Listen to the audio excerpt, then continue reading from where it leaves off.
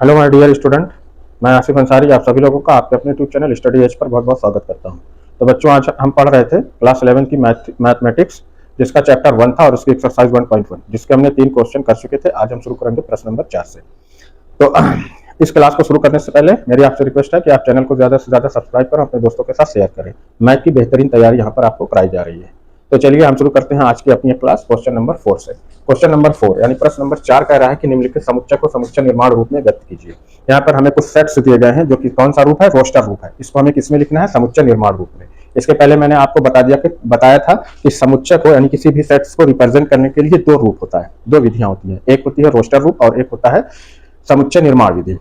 तो हमने रोस्टर रूप को पढ़ा था प्रश्न नंबर 3 में, और प्रश्न नंबर 4 में हम इसको समुच्चय निर्माण रूप में लिखेंगे। किसको? रोस्टर रूप को।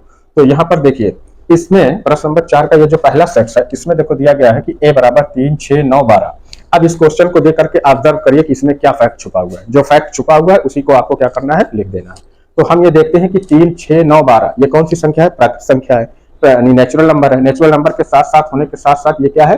3 का पहाड़ा है, यानी टेबल है, 3 का गुणक है। जैसे 3 कन्नम 3, 3 दूना 6, 3 त्रिक 9, 3 चौक 12। तो ये दो बात हमें समझ में आ गई। तो इन्हीं बात को हमें क्या करना है? उसको समुच्चय निर्माण विधि में लिख देना है। तो कैसे लिखेंगे? तो यहाँ पे हम लिखेंगे कि देखो a बराबर, ठीक है, कर्ली ब्रैकेट लगाया, उसके बाद लिखा x/x, ठीक है। अब क्या है? ये प्राकृत संख्या है ना, एक प्राकृत संख्या है और 3 का गुणज है या गुणक है, ठीक है। कहां तक है ये? 12 तक, यानी कि 15 से क्या है? ये कम है जहां, और x जो है ये लेस देन 15 है, ठीक है। ये हो जाएगा हमारा समुच्चय निर्माण। इसी चीज को आप देखो ऐसे भी लिख सकते हो कि a बराबर हमने लिखा कि x/x। अब ये क्या है? ये 3:n है। हमने कोई नंबर मान लिया n, यानी कि 3 का गुणक है, जहां n क्या है? ये मेंबर ऑफ n, यानी कि मेंबर ऑफ नेचुरल नंबर, प्राकृतिक संख्या का मेंबर है। और कहां तक है? कहां तक आ रहा है हमारा? 4 तक गुणा करने पर, यानी 3 में 1 का गुणा करेंगे 3, 3 में 2 का गुणा करेंगे 6, 3 में 3 का गुणा करेंगे तो 9, 3 में 4 का गुणा करेंगे तो 12। तो यानी कि n जो है ये मेंबर ऑफ नेचुरल नंबर है, और n ये कितना है? 4 से छोटा है और 4 के बराबर है। इस तरीके से भी हम रिप्रेजेंट कर सकते हैं, है ना। तो ये हो गया हमारा पहला। अब उसके बाद देखिए बी सेट्स है। बी सेट्स में क्या दिया गया है कि 2, 4, 8, 16, 32। अब यहाँ पर देखिए क्या फैक्ट निकल के आ रहा है। यहाँ पर ये बात हमें समझ में आई कि ये जो है ये 2 की घात का रूप है ना, 2 की घात का रूप है। जैसे 2 की घात 1 है ना, अगर हम करेंगे कि 2 की पावर 1 बराबर कितना आएगा? 2, और 2 की पावर 2 बराबर कितना आ जाएगा? 4। इसी तरीके से 2 की पावर 3 करेंगे कितना आएगा? 8। 2 की पावर 4 करेंगे कितना आएगा बेटा? 16। 2 की पावर 5 करेंगे कितना आएगा? 32। यही चीज है ना यहाँ पे, 2, 4, 8, 16, 32। यही तो हमें मिला यहाँ, 2, 4, 8, 16, 32। यानी कि 2 की पावर लगाने पर हमें संख्याएं क्या हो रही हैं? प्राप्त हो रही हैं। तो इसको हम क्या लिख सकते हैं कि इसे हम लिखेंगे कि x/x, ये 2 की पावर क्या है? n। और जहां, अब यहाँ पे हम लिख दें कि जहां n क्या है? n क्या है? देखो 1, 2, 3, 4, 5 कौन सा नंबर है? नेचुरल नंबर है, ये मेंबर ऑफ नेचुरल नंबर है। और ये जो हमारा n है ये कहां तक जा रहा है बेटा? 5 तक जा रहा है, यानी कि ये 5 से छोटा है और 5 के बराबर है। इस तरीके से हमने लिख दिया, ठीक है। अब उसके बाद देखिए अगला जो सेट्स है हमारा सी सेट्स में देखो दिया गया है कितना है? देखो 5, 6, 25, 125, 625। सेम चीज है वहीं पे 2, 4, 8, 16, 32 की तरह। तो ये क्या होता है हमारा? सी बराबर देखो क्या हो जाएगा। अब यहाँ पे देखिए ये भी 5 की पावर है ना, घात का रूप है। जैसे हम 5 की घात 1 लिखेंगे कितना आ जाएगा? 5। 5 की घात हमने 2 किया तो 5 5 25 हो गया। इसी तरीके से 5 की घात 3 करेंगे तो 5 गुणे 5 गुणे 5 कितना आ जाएगा? 125। 5 की घात 4 करेंगे तो कितना आ जाएगा? 625, है ना। तो ये भी क्या है? ये हो गया हमारा कि x/x 5 की पावर n, जहां ये n जो है ये मेंबर ऑफ n है ना, यानी नेचुरल नंबर का मेंबर है। और ये कहां तक है? 4 तक, यानी कि n जो है ये 4 से छोटा है और 4 के बराबर है। ये हमारा हो गया समुच्चय निर्माण विधि। अब आगे देखिए अगला सेट। अगले सेट में क्या है? देखो डी। इसमें क्या दिया है 2 4 6, इस तरीके से ये बढ़ रही है। अब ये कौन सी संख्या है 2 4 6, इसके बाद आएगा 8 10 12, यानी कि हमें क्या मिल रही है कि एक सम प्राकृतिक संख्या है। तो हम इसको लिख देंगे कि d इज इक्वल टू है ना x इज टू x एक सम प्राकृतिक संख्या है, सीधी सी बात है बस। उसके बाद देखो अगला है पांचवा ई दिया है 1 4 9 10, 1 4 9, उसके बाद देखो 100, यानी कहां तक जा रही है 100। अब इसमें कौन सा फैक्ट निकल के आ रहा है आप देखिए, देखो 1 की पावर 1 कितना आएगा 1, 2 की पावर 2 करोगे कितना आ जाएगा 4, 3 की पावर 2 करोगे कितना आ जाएगा 9, इसी तरह 4 की पावर 2 करोगे कितना आ जाएगा 16, इसी से बढ़ते जाएंगे हम। तो 10 की पावर 2 करने पर कितना आ जाएगा 100, यानी कि ये 1 4 9 कौन सा है संख्या है, ये नेचुरल नंबर है, और नेचुरल नंबर का क्या है ये वर्ग है ना। स्क्वायर करने पर हमें प्राप्त हो रहा है, तो कहां तक 10 तक। तो अब इसको हम लिख देंगे कि E इज इक्वल टू, यहाँ पे हम लिखा x इज टू x है ना, ये क्या है n स्क्वायर है ना, यानी कि n पर क्या चढ़ाया जा रहा है वर्ग चढ़ाया जा रहा है, और जहां n क्या है ये मेंबर ऑफ n, और आगे भी कंडीशन बन रही है ना कि n क्या होता है कि ये 10 से छोटा है और 10 के बराबर है। तो इस तरीके से हमने इसको किसमें लिख दिया समुच्चय निर्माण विधि। तो ये था हमारा प्रश्नावली 1.1 का क्वेश्चन नंबर 4। तो आइए बच्चों अब हम देखते हैं प्रश्न नंबर 5। इसमें देखो दिया गया है कि निम्नलिखित समुच्चय के अवयव, अवयव मतलब उसके जो एलिमेंट है मेंबर है, यानी कि सदस्यों को सूचीबद्ध कीजिए। उसको हमें क्या करना है सूचीबद्ध। ये देखिए दिया गया है आपको समुच्चय A B C D E F, कौन सा रूप है ये सेट्स का समुच्चय निर्माण। तो इसको जो है हमें सूचीबद्ध करना है। तो पहला देखिए समुच्चय A यानी सेट्स A है कि x इज टू x एक विषम प्राकृतिक संख्या है, तो इसको आप लिख दीजिए सीधे सीधे A इज इक्वल टू है ना। अब प्राकृतिक संख्या क्या होती है जो 1 से शुरू होती है ना, 1 2 3 4 5 6 7 8 9 10, ये गिनती वाली संख्या क्या होती है प्राकृतिक संख्या यानी नेचुरल नंबर होती है। अब इसमें कौन सी हमें लेना है विषम लेना है। तो विषम लेने के लिए हम क्या, तो इसमें कौन सी संख्या लेना है विषम। तो देखिए कौन आ जाएगी, जैसे 1 है ना, 2 क्या है वो सम है तो हो गया, 3 4 सम है तो 5 विषम, फिर 6 सम है तो 7 क्या हो जाएगी ये विषम हो जाएगी, 8 सम है तो 9 क्या हो गई ये विषम है ना। इसी तरीके से देखो आ जाएगी 11 13 है ना 15, इस तरीके से हम इसको रिप्रेजेंट कर देंगे। ठीक, अब उसके बाद देखिए दूसरा बी, इसको थोड़ा ध्यान से आप देखिएगा।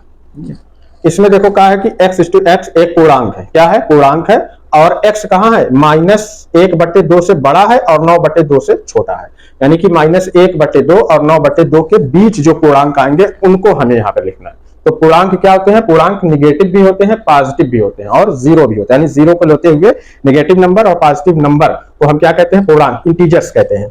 अब यहाँ पे देखिए, अब ये -1/2 इससे बड़ा क्या होगा है ना, इससे बड़ी कौन सी संख्या होगी, इससे बड़ी क्या हो सकती है जीरो हो सकती है। कैसे, देखो कि -1 और 0 के बीच क्या आती है बेटा, के बीच आता है -1/2। कैसे, देखिए -1 + 0/2 करो है ना, इनके बीच निकालने के लिए। तो -1 में हम 0 जोड़ेंगे कितना आ जाएगा -1/2। ठीक है, तो -1 और 0 यानी इस तरीके से आएगा -1, फिर उसके बाद -1/2 है ना, इससे बड़ा, फिर इससे बड़ा कौन आ जाएगा 0, यानी कि -1/2 के बाद कौन सी संख्या मिलेगी हमें 0 मिलेगी। ठीक है, और ये दूसरा नंबर हमें यहाँ पे दिया गया है 9/2 यानी 9/4। अब इसमें हम 2 से भाग देते हैं कितना मिलता है 4.5। अब इससे छोटा 4.5 से छोटा कौन सा हो सकता है 4 हो सकता है, यही है ना कि -1/2 से बड़ा, तो -1/2 से बड़ा क्या होगा 0, और 9/2 से छोटा कहां तक आ सकता है हमारा 4 तक आ सकता है। तो संख्या क्या हो जाएगी, पूर्णांक कौन से हो जाएंगे 0 1 2 3 और 4, इस तरीके से हम इसको रिप्रेजेंट कर देंगे। ठीक है, समझ में आ गया आपको, ओके सर समझ में आ गया होगा।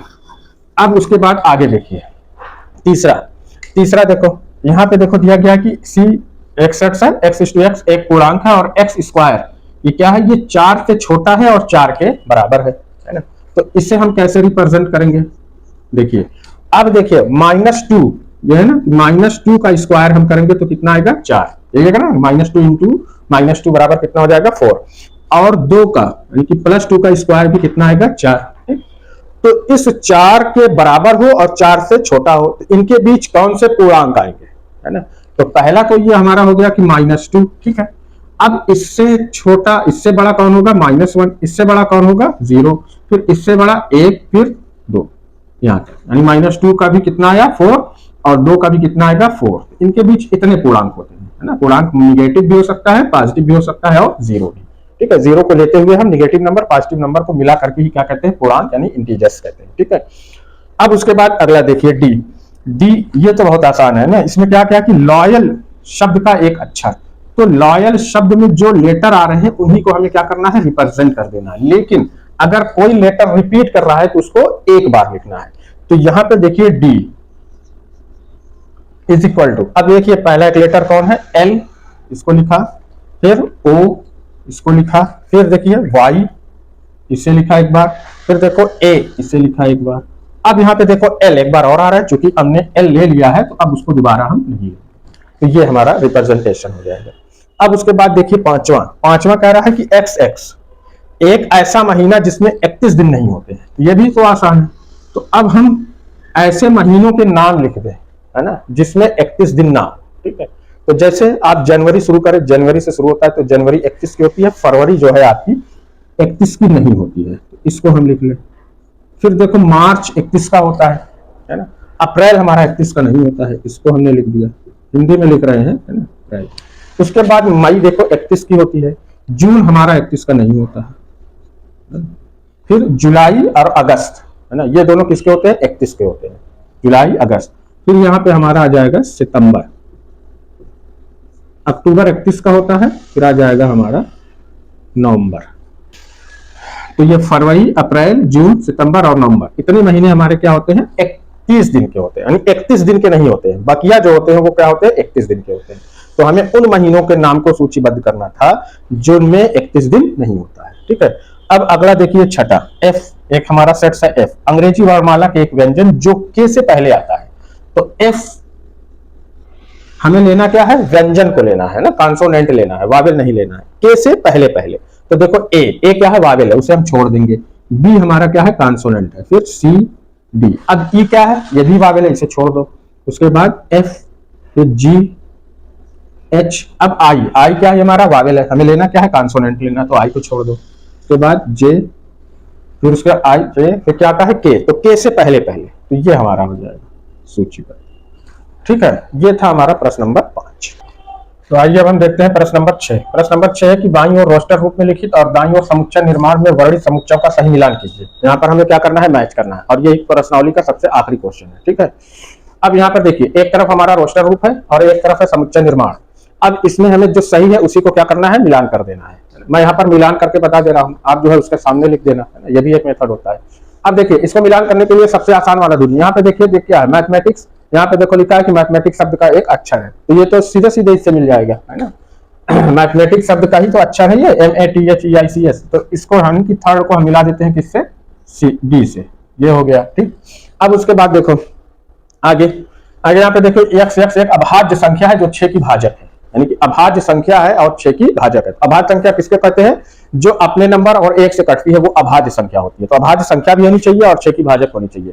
तो हमें देखिए ऑप्शन, ये जो सेकंड वाला है, यहाँ पे देखिए 2 और 3 का है, ये अभाज्य संख्या यानी कि 2 1 और 2 से कटेगी, और 3 भी है 1 और 3 से कटेगी, इसके अलावा किसी संख्या से नहीं कटती है, इसलिए अभाज्य संख्या है। और 2 तिहाई 6 और 3 दूना 6, यानी कि दोनों क्या है, 3 को 6 को विभाजित भी कर रही हैं, तो इसलिए सेकंड वाला हमारा किससे मिलेगा, ए से मिलेगा, ये हमारा बिल्कुल करेक्ट होगा। अब उसके बाद देखिए x ये क्या है, संख्या 10 से कम विषम प्राकृतिक संख्या है। तो विषम प्राकृतिक संख्या देखिए 1 3 5 7 9 ये सब है विषम प्राकृतिक संख्या, और 10 से कम भी है, तो इसलिए चौथा जो है वो हमारा कहाँ चला जाएगा, बी में, ये बिल्कुल करेक्ट हो जाएगा, है ना। अब एक ही बच रहा है आपका सी, और कौन बच रहा है, फर्स्ट, तो पहला हमारा सी से मिला दो, है ना।